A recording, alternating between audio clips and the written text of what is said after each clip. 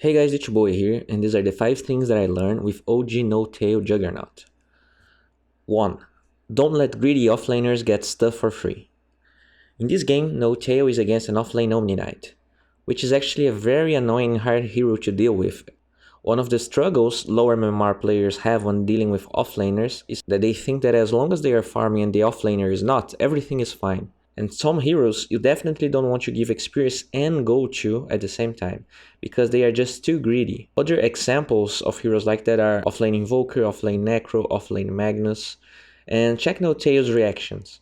As soon as he reaches the lane, does he try to only deny the experience from the Omni and get his last hits? No. He knows how scary a level 7 Omni Knight is at 7 minutes, so he wants to do his best to harass the Omni now, when he is weaker. And check how he does it. He attacks the Omni once and draws aggro, but as he chases the Omni, he is not right-clicking him, which means that the creep wave will be relatively static as they fight. Something that usually happens is that after a crazy level 1 fight, even though the offlaner died, when he TPs back to the lane is pushing towards him because when the enemy team attacked him, his creeps stopped attacking the enemy creeps and attacked the Radiant heroes, which wouldn't be that bad of a trade. But when he dies without even getting the creep wave in his favor, it's terrible for the offlaner. Unfortunately, they end up with 2 ranged creeps, and check how NOTAIL fixes the lane. He draws aggro from the mid lane to kill one of them by drawing aggro to the ranged creeps. It doesn't completely fix the lane, but it slows it down.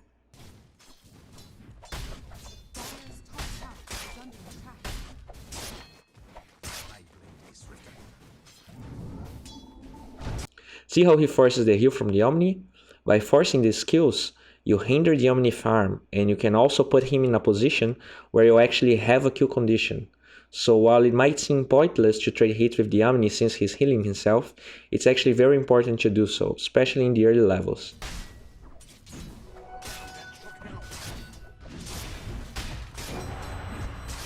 And check how that actually pays off again. During this time, the Omni doesn't even get near the creeps because he doesn't have any mana. So he has to choose to go back to the base and then try to get experience and less hits, or only get the experience. The Omni gets greedy because NOTAIL baits him with his healing ward, and check how NOTAIL plays this. He waits for the spin to end to actually pop the phase boots, because he knows the creeps will block him when he dives the Omni. By using it as late as possible, he guarantees more right clicks on the Omni Knight.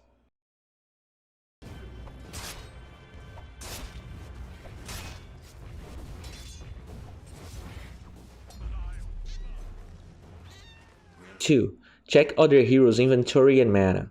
In this clip, NOTAIL is farming close to the Omni Knight, and check this. Omni Knight is level 7, and 99% of the time he will have Purification level 4, which costs 160 mana. The Omni has 150 mana, but mana boots as well. What I think happened here was, Omni had Purification level 3, which costs 150 mana, so he knew that if the Juggernaut went aggressive on him, he had mana for Purification. But he gets level 7 and learns another level of the skill, which costs 10 extra mana.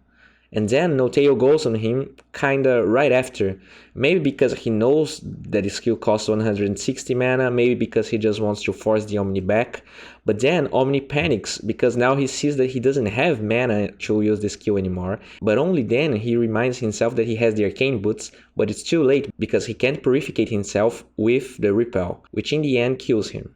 Dota is a crazy game. 3. Don't buy Battle Fury with a Magnus on your team when you're playing Juggernaut. And I know there will be people saying that this is a 2k MMR device, but it's very common to see Juggernauts at 4 and even 5k MMR go to Battle Fury with Magnus on their teams. If your Magnus is half decent, he will not go past level 2 Skewer to give you Empower. And even if you have to go out of your way to chase him and ask for Empower, you will be farming just as fast with way more survivability. And not only you save an item slot, but by going more fighting items like drums, you can not only win teamfights very easily, but also farm even faster than Battle Fury. It's 11 minutes into the game and he's not afraid of taking the tier 1 alone, because it has a lot of survivability, damage thanks to the Empower, and no care in the world to be playing passively when he's such a strong hero in the early game when he goes for a build like that.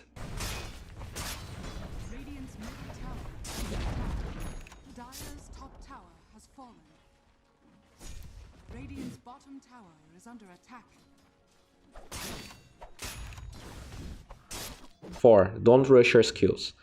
A lot of people like to initiate in teamfights with Blade Fury in the early game, because it deals a lot of damage and it allows you to avoid taking damage and skills from the enemy team. But by saving the Omni Slash and the Blade Fury, and just attacking the Faceless Void, he can get a kill that would be otherwise impossible. His bottom tower is under attack.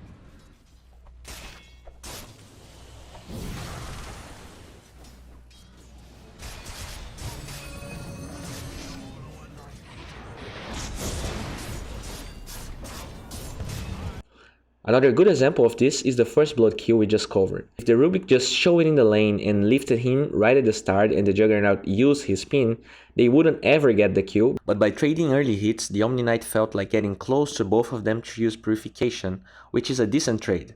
But Omni probably didn't learn any skill until a point he felt it would be a certain 2-hero Purification. Since Rubik lifts him before and he deal a lot of damage during the lift, he's not only forced to get Repel at level 1, which is a subpar skill, but he also dies. Props to Rubik to understand Juggernaut's decision to bait the Omni. 5. Don't be afraid to use Consumables in the late game. In this clip, they fought for more than 2 minutes straight after a failed Roshan attempt from N0TAIL's team. And during the fight, his defusal gets ready, but he has no mana at all. And at the same time, they decide to re-enter the Roshan pit. But the Omni Knight and Void wants to contest the Roshan, and check how without those mangoes, he wouldn't be able to burst the Faceless Void that fast. Yeah, he could remove the time dilation with his own defusal, but the burst damage from the Manta illusions was what made that kill possible, and without the mangoes, he wouldn't have the mana to use it. And this is a very good example of how consumables like salves and mangoes can be very effective in the late game, but a lot of people just forget about their existence past 20 minutes. Hey guys, this is it for today. If you enjoyed this video, please give it a thumbs up. If you want to see more of my content, please check my Pugna link in the description. And I can't overstate how this video would never be possible without the huge help from the Pugna guys. So please show them some love in the link in the description. And if you're new to my channel, please subscribe to it. I'm making videos like this every day and I'm sure something here will spark your interest. And if you really like my channel, please check my Patreon rewards and see if any of them are of your liking. Bye guys.